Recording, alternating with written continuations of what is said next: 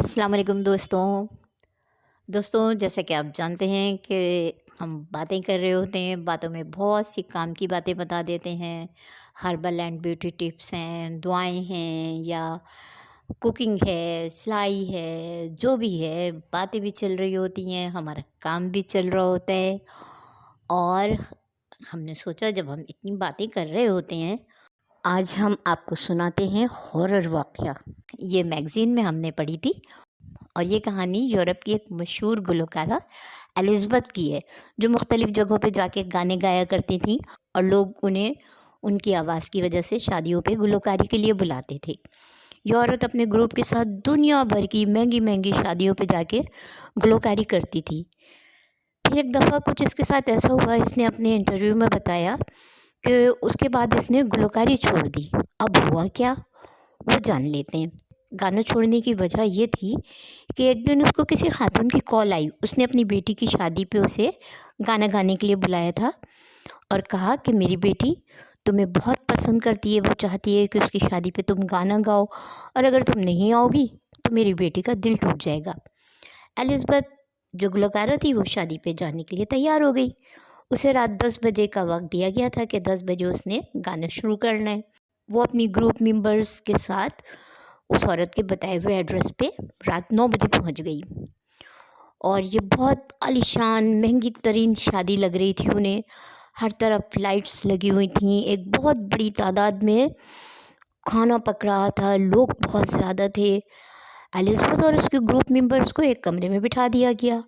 اس جگہ پہنچ کے ان لوگوں کو عجیب سا خوف محسوس ہوا، لیکن آپس میں انہوں نے ایک دوسرے سے اس بات کا ذکر نہیں کیا۔ تھوڑی دیر بعد وہی عورت جس نے الزبتھ کو گانا گانے کے لیے کال کی تھی وہ کمرے میں داخل ہوئی، تو الزبتھ جو تھی وہ اس عورت کا چہرہ دیکھ کے چونک گئی، کیونکہ اس کا چہرہ اسے بڑا عجیب سا لگ رہا تھا، زردی مائل۔ اس عورت نے جیسے ہی الزبتھ سے ہاتھ ملایا تو وہ گلوکارہ الزبتھ اور پریشان ہو گئی، کیونکہ اس کا کہنا تھا کہ اس کا ہاتھ پتھر کی طرح سخت تھا۔ جب وہ عورت کمرے سے باہر گئی تو اس کے گروپ کے جو دوسری ممبرز تھیں انہوں نے کہا کہ ہمیں تو اس عورت سے خوف آ رہا ہے۔ پورا گروپ ہی خوف زدہ تھا، لیکن ان کی سمجھ میں نہیں آ رہا تھا کہ انہیں اتنا خوف کیوں محسوس ہو رہا ہے۔ اور پھر ٹھیک 10 بجے کے قریب انہیں باہر گانا گانے کے لیے بلا لیا۔ الزبتھ نے بتایا کہ یہ شادی بہت بڑی تھی، لیکن اس میں دولہا دلہن نے عجیب سا لباس پہن رکھا تھا، جسے دیکھ کے یہ محسوس ہو رہا تھا کہ کسی پرانے دور کا ہے، اور دولہا دلہن لوگوں کو ایسے دیکھ رہے تھے آنکھیں پھاڑے ہوئے کہ ان کی پلکیں نہیں جھپک رہی تھیں۔ ایسے لگ رہا تھا جیسے مجسمے کھڑے ہوئے ہوں۔ گانا گانے کے دوران گلوکارہ کو چکر آ گیا۔ اس کو ان لوگوں نے کہا کہ تم تھوڑا سا آرام کرو اور عمارت کی دوسری منزل پہ جا کے لیٹ جاؤ۔ تو جو گلوکارہ تھی الزبتھ وہ اس عمارت کی دوسری منزل پہ چلی گئی۔ وہاں اس نے دیکھا کہ بے شمار کمرے تھے اور ہر کمرہ خالی تھا، اور اس جگہ سے عجیب سی بدبو محسوس ہو رہی تھی۔ اسے ایسے لگ رہا تھا جیسے اس جگہ کو سالوں سے کھولا ہی نہ گیا ہو۔ اسے پھر ایک کھلا ہوا کمرہ نظر آیا جس میں ایک بیڈ موجود تھا، اور اس پر بہت زیادہ مٹی جمی ہوئی تھی، جیسے یہاں کافی عرصے سے کوئی آیا ہی نہ تھا، اور کمرے میں بھی مکمل اندھیرا تھا۔ اس کا سر چکرا رہا تھا، وہ فوراً ہی اس بیڈ پہ لیٹ کے سو گئی۔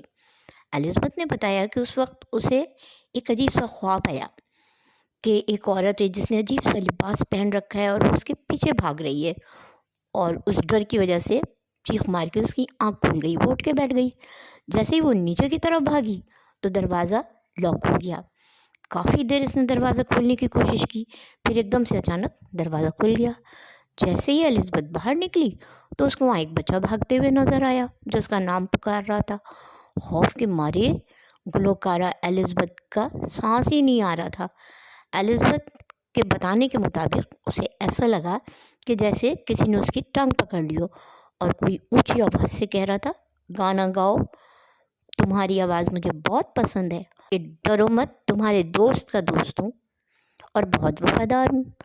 الزبتھ کو سمجھ نہیں آ رہا تھا کہ یہ سب کیا ہو رہا ہے۔ وہ فوراً وہاں سے بھاگی اور اپنے ساتھیوں کے پاس پہنچ گئی۔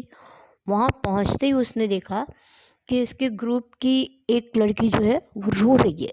اس کا کہنا تھا کہ اسے ڈھونڈنے کے لیے جیسے ہی وہ اوپر والے فلور پہ گئی تھی تو اسے دیوار پہ انسانی چہرے بنے ہوئے نظر آئے تھے، اور اسے محسوس ہو رہا تھا جیسے کوئی اس کے منہ کے قریب سانسیں لے رہا ہو۔ اتنی دیر میں کمرے میں آدمی داخل ہوا اور زور سے چیخ کے کہا، اب تم لوگوں نے دوسرے فلور پہ نہیں جانا ہے۔ وہ لڑکی ڈر کے واپس بھاگ گئی تھی نیچے۔ الزبتھ اور اس کے گروپ کے باقی ساتھی جو تھے وہ سمجھ چکے تھے کہ بری طرح پھنس چکے ہیں اور بہت ڈرے ہوئے تھے یہ لوگ۔ ان کو پھر دوبارہ گانا گانے کے لیے باہر ہال میں بلایا گیا۔ جیسے ہی انہوں نے گانا شروع کیا تو دیکھتے ہی دیکھتے شادی کا سارا منظر تبدیل ہو گیا کہ یہ لوگ بہت عجیب طریقے سے تالیاں بجا رہے تھے اور ناچ گانا کر رہے تھے، اور ان لوگوں کی ٹانگیں ایسی تھیں جیسے کسی بکری کی ٹانگیں ہوں۔ اس شادی میں ایک عورت تھی جو اونچی اونچی آواز میں گانا گا رہی تھی اور ساتھ ساتھ اپنے بالوں کو کھینچ کھینچ کر زمین پر پھینک رہی تھی۔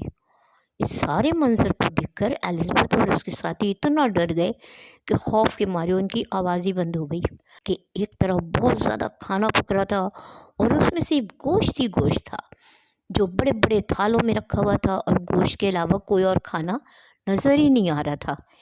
اسی دوران یہ لوگ کچھ عجیب سی زبان میں پڑھنا شروع ہو گئے اور ان کی تعداد بڑھنا شروع ہو گئی، الزبتھ نے بتایا، اور ان کے چہرے بھی تبدیل ہونا شروع ہو گئے اور پھر ایک دم سے ساکت ہو گئے وہ لوگ، اور اسی دوران لائٹ چلی گئی۔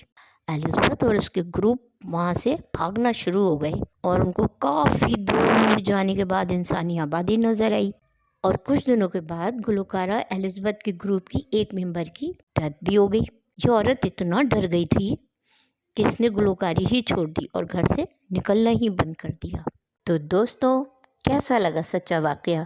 ہم نے کم تھوڑی سی انٹرٹینمنٹ بھی دے دیتے ہیں آپ کو۔ اوکے دوستوں، اللہ حافظ۔